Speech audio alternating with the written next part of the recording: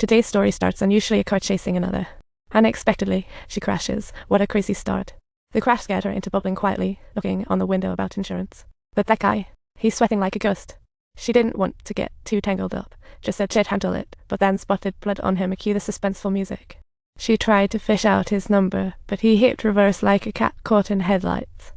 He just wanted to escape, but with nowhere to go and her still asking for his number, he was in full panic mode. The guy totally lost it, yelling at the cars behind him. Talk about shambles, he was clearly having a rough day. As the phone kept ringing, he was plotting, while she had this playful confidence, like she was the magician of the moment.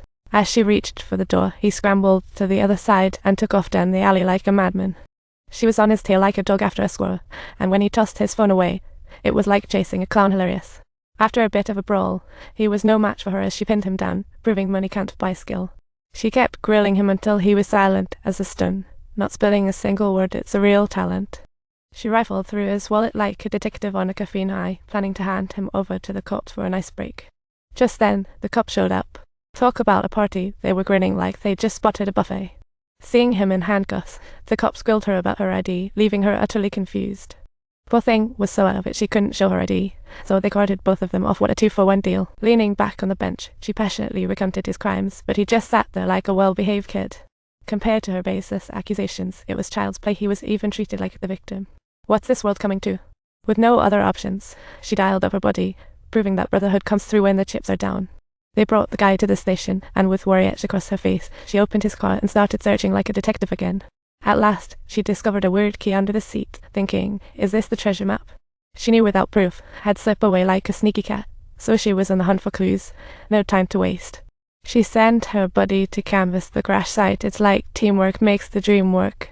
The man confessed easily, as if he was sharing a bedtime story, detailing his methods with chilling indifference. The captain was stunned, trying to ask where he buried the body, but the guy played dumb. What a comedic misrepresentation.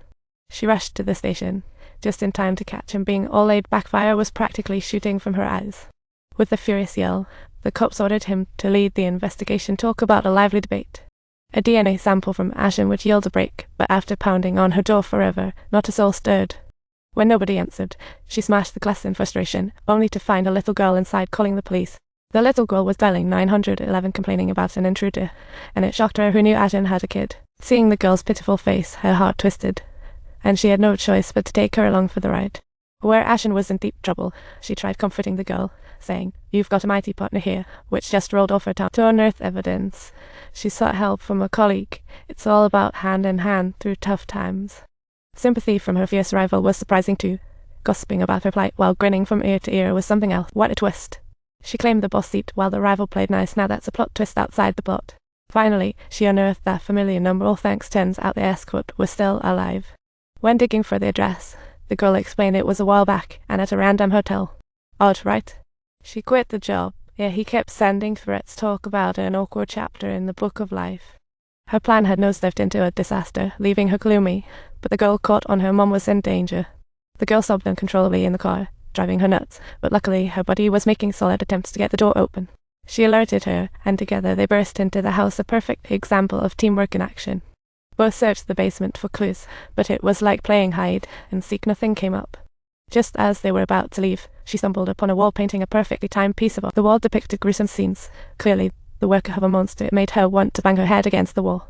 Infuriated, she stormed into the station and punched him out, but no matter what, he wouldn't spill where Ashen was. The captain knew better and restrained the officers, making for an awkward yet comical scene. She knew he was spinning tales, directly pointing at the burial location, yet they couldn't find a body. What an impressive trick. To find the corpse, the police had him identify the scene, but were stopped by the prosecutor just as they left. The prosecutor spotted his injuries and lit up like she'd found the gold mine, determined to wring the cops dry. What a treat. She claimed the police strong-armed innocent citizens into taking the fall. What a striking critique of human nature. Just as she planned to head to the crash site to find the body, the cops cut her off. Oh, the dramas of life.